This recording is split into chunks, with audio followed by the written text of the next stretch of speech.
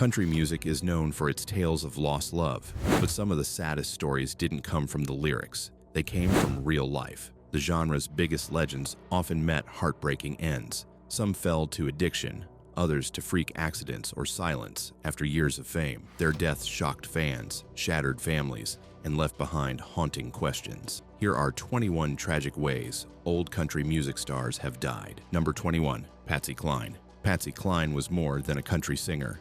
She was a force. With hits like Crazy and I Fall to Pieces, she brought elegance and raw emotion into the genre, inspiring generations of female artists. Her voice was strong, smooth, and unforgettable, cementing her as a queen of country by her early 30s.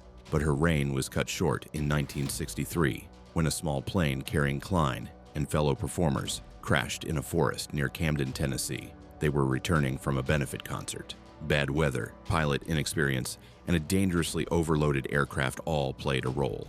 Cline was only 30. Her body was found still strapped in her seat. Fans mourned nationwide, and her records surged in popularity. Bittersweet tributes to a voice gone too soon. Cline's tragic death set a grim precedent for country stars and air travel. And where she vanished in the sky, the next legend died trying to survive a different kind of storm. Hank Williams Sr. was country music's first true superstar.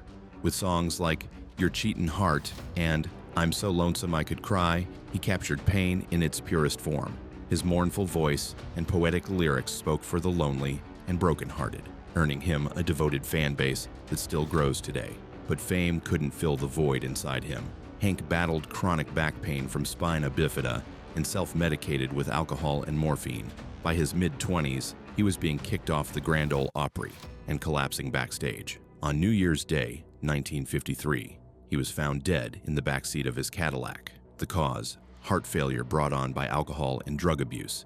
He was just 29. The nation grieved, but some said the end had felt inevitable. His voice had always sounded like a man already halfway gone. Hank's early death left behind a myth and a warning, and where he died alone in a car, the next star's final moments were even more horrifying and public. Dottie West was country's shining light in the 1970s and early 80s. Her sweet voice and glamorous image gave hits like A Lesson in Leavin' and Here Comes My Baby, a signature charm.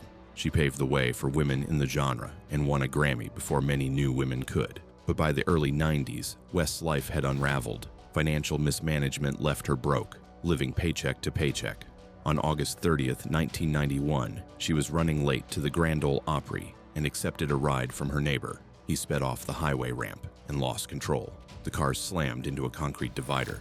Dottie survived the crash, but not the aftermath. She underwent multiple surgeries and died 4 days later at 58. Nashville wept for her, but some quietly wondered why no one had helped her before it was too late. Dottie's story was a slow fall and a sudden end, and while she died rushing to the stage, the next artist died running from his own demons. Keith Whitley had a voice that cut straight to the bone, with hits like Don't Close Your Eyes and When You Say Nothing at All. He became one of the most promising country stars of the late 1980s. Fans fell hard for his emotional delivery and classic style. Critics hailed him as the heir to George Jones, but Keith had a secret battle he couldn't win: alcoholism. Despite efforts to sober up, years of heavy drinking caught up with him. On May 9, 1989, his brother found him collapsed in his Nashville home. He was just 34. The autopsy revealed a blood alcohol level of 47, almost 5 times the legal limit. It shocked everyone, especially those who thought he was doing better. The loss felt especially cruel, coming just as his career was peaking. Whitley's voice still echoes through country radio, but his early death left a hole in the genre. And while he drank himself into silence, the next artist vanished, under circumstances still clouded in mystery. Jim Reeves had one of the smoothest voices in country music history. Known for He'll Have to Go and Welcome to My World, he was a pioneer of the Nashville sound, blending country with lush arrangements. His songs were elegant, and fans adored his gentlemanly image. On July 31, 1964, Reeves piloted a small plane into a storm outside Nashville.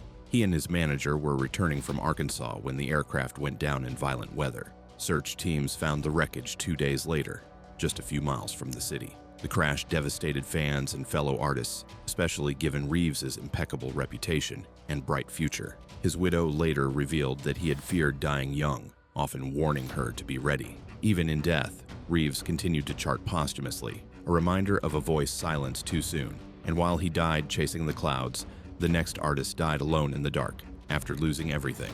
Mindy McCready was once country's rising star. Her debut album went double platinum, and hits like 10,000 Angels and Guys Do It All the Time made her a late 90s radio staple. She had the voice, the looks, and the fan base. For a while, it seemed like she'd be one of the greats. But behind the scenes, Mindy was unraveling.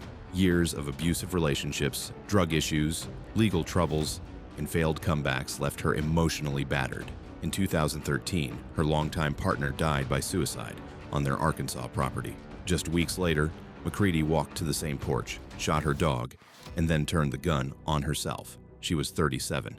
The industry mourned, but many couldn't ignore how quickly she had been forgotten after her fall from grace. Mindy's death wasn't just a tragedy. It was a failure of the system that once celebrated her. And if she was left behind by Nashville, the next name never even got the chance to grow old. Marty Robbins was one of country music's most versatile stars. With hits like El Paso and Big Iron, he combined Western storytelling with operatic flair. His deep voice and cowboy image made him a beloved figure throughout the 50s and 60s. Fans admired his charm, and his music became synonymous with classic Americana. But Marty battled heart problems for most of his life. After undergoing open-heart surgery in the 1970s, he continued touring and recording, refusing to slow down.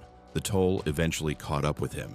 In December 1982, he suffered his third major heart attack. Doctors performed emergency surgery, but he never recovered. He died just days later at age 57. The country world was stunned. Robbins had always seemed larger than life, but even legends have limits. Marty's heart gave out, but his legacy never did. And while he faded in a hospital bed, the next artist went out in flames. Literally, Jack Anglin, one half of the beloved duo Johnny and Jack, helped shape the early sound of the Grand Ole Opry.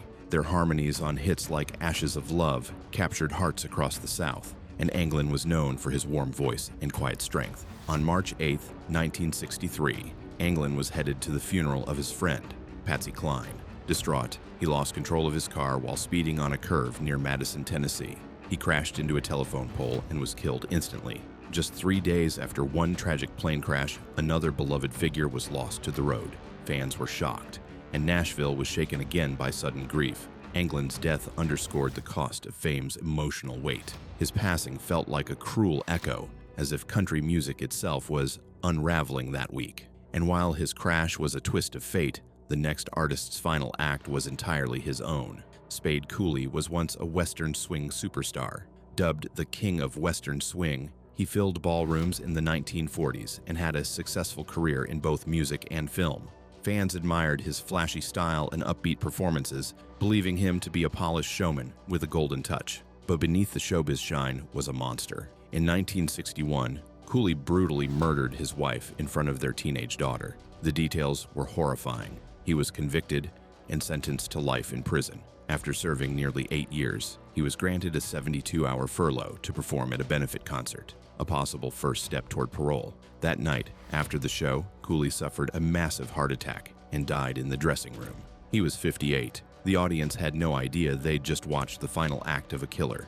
Cooley's fall was steep and justified, and while he died amid applause, the applause quickly turned to silence. The next tragedy? A young star who couldn't outrun a bullet. Johnny Horton specialized in historical ballads, turning stories like the Battle of New Orleans and Sink the Bismarck into country chart toppers. Fans loved his vivid lyrics and adventurous themes, and his popularity grew quickly in the late 1950s. But in 1960, while returning from a gig in Austin, Horton's car was hit head-on by a drunk driver. He was killed instantly. He was only 35. The driver survived. Country fans were crushed. Horton's widow, Billie Jean Jones, had already buried one country star. She had previously been married to Hank Williams. The coincidence felt too cruel to believe. Horton's death was another warning about the cost of the road, and while he died driving home from work, the next legend died lost in his own pain. Faron Young was known as the hillbilly heartthrob, with hits like Hello Walls and Live Fast, Love Hard, Die Young. In the 1950s and 60s, he was a fixture in country music. Charming, funny, and endlessly energetic. He even helped launch the careers of up-and-comers like Willie Nelson, but the spotlight faded. By the 1990s, Young felt forgotten by the industry he helped build. He struggled with alcoholism, depression, and chronic health issues. On December 9, 1996, he shot himself in the head at his Nashville home. He lived long enough to make it to the hospital but died the next day at 64. The note he left behind made it clear he felt abandoned. Faron's suicide left country music grappling with guilt, and where he died feeling invisible, the next artist died knowing the world was still watching. Tammy Wynette was the first lady of country music. Songs like Stand By Your Man and Divorce made her a defining voice for decades. Fans loved her blend of vulnerability and strength, and her troubled romance with George Jones only added to her legend.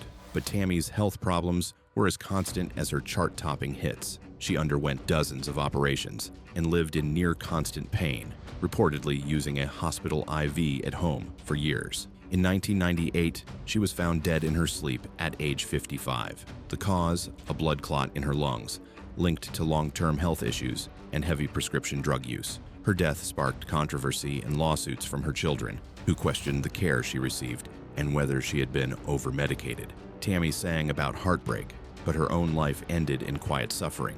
And while her voice was silenced by slow decline, the next artist's death came with a shattering crash. Though known more broadly as a folk and pop artist, Jim Croce flirted with country crossover success thanks to songs like Time in a Bottle and Operator, which earned strong support on country stations. His storytelling style resonated deeply with rural audiences and fellow musicians in Nashville. On September 20, 1973, just as his career was taking off, Croce died in a plane crash in Louisiana. The chartered plane struck a tree during takeoff after the pilot reportedly failed to gain enough altitude. Everyone on board was killed instantly. Croce was 30 years old. The news crushed fans who saw in him the promise of something deeper, more enduring. The timing, just as he was set to break big, made it feel all the more cruel. Croce's death is a reminder of how quickly rising stars can vanish. And if he died on the way up, the next artist died after falling from grace. Ernest Tubb was a pioneer of honky-tonk music.